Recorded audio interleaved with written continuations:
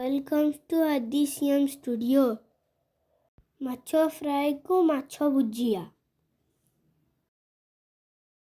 ପ୍ରଥମେ ମାଛକୁ ଧୋଇ ସେଥିରେ ଲୁଣ ହଳଦୀ ପକାଇ ତାକୁ ଗୋଳେଇ ନେବା। ତାପରେ କଡ଼େଇରେ ତେଲ ପକାଇ ମାଛକୁ ଭାଜି ନେବା।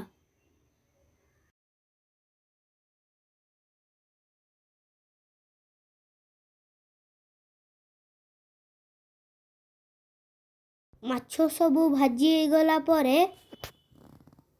ସେହି କଡ଼େଇରେ ଆଉ କିଛି ତେଲ ପକାଇ ସେଥିରେ ତେଜପତ୍ର ଡାଲଚିନି ଲବଙ୍ଗ ପକାଇବା। ଛୋଟ ଛୋଟ କରି କାଟି ରଖିଥିବା ପିଆଜକୁ ପକାଇ ତାକୁ ଭାଜି ନେବା। ତାପରେ ସେଥିରେ ଅଦା ରସୁଣ ବଟା,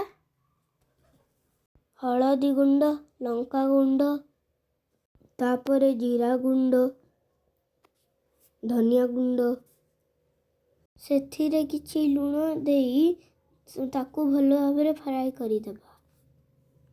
କାଟି ରଖିଥିବା 2ଟି ମିଡ଼ିୟମ୍ ସାଇଜ୍ ଟମାଟୋ ପକାଇ ତାକୁ କଷି ନେବା।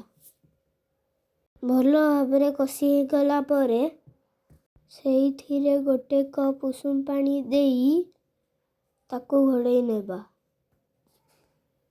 5 ମିନିଟ୍ ପରେ ଘୋଡ଼ଣି କାଢ଼ି ଭାଜି ରଖିଥିବା ମାଛକୁ ତାକୁ କିଛି ସମୟ ଫୁଟେଇ ନେବା।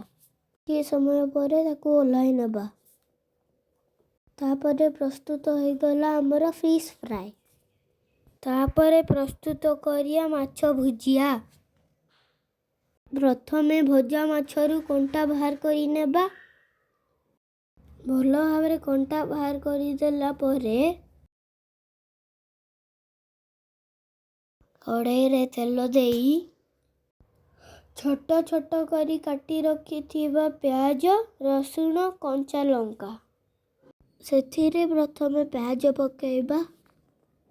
ଟିକେ ଭାଜି ହେଇଗଲା ପରେ ସେଇଥିରେ କାଟି ରଖିଥିବା ରସୁଣ, କଞ୍ଚା ଲଙ୍କା ପକାଇ ତାକୁ ଭଲ ଭାବରେ ମିଶାଇ ନେବା। ଭଲ ଭାବରେ ଭାଜି ହେଇଗଲେ ସେଥିରେ କଣ୍ଟା ବାଛି ରଖିଥିବା ମାଛକୁ ପକାଇବା। ତାକୁ ଭଲ ଭାବରେ ଟିକେ ଭାଜି ହେଇଗଲେ ସେଥିରେ ହାଫ୍ ସ୍ପୁନ୍ ହଳଦୀ ଗୁଣ୍ଡ, ତାପରେ ହାଫ୍ ସ୍ପୁନ୍ ଲଙ୍କା ଗୁଣ୍ଡ, ହାଫ୍ ସ୍ପୁନ୍ ଧନିଆ ଗୁଣ୍ଡ, ହାଫ୍ ସ୍ପୁନ୍ ଜିରା ଗୁଣ୍ଡ ପକାଇ ତାକୁ ମିଶାଇ ନେବା। ଅଳ୍ପ କିଛି ଲୁଣ ଦେବା। ହାଫ୍ ସ୍ପୁନ୍ ଗରମ ମସଲା ପକାଇ ତାକୁ ମିଶାଇ ନେବା। ଏଥର ଆମର ପ୍ରସ୍ତୁତ ହେଇଗଲା ମାଛ ଭୁଜିଆ। ଏମିତି ଥରେ ଟ୍ରାଏ କରିକି ଦେଖନ୍ତୁ, ବହୁତ ବଢ଼ିଆ ଲାଗିବ। ଲାଇକ୍ ଆଉ କମେଣ୍ଟ କରନ୍ତୁ। ସବସ୍କ୍ରାଇବ୍ ସେୟାର କରିବାକୁ ଭୁଲନ୍ତୁ ନାହିଁ। Thank you.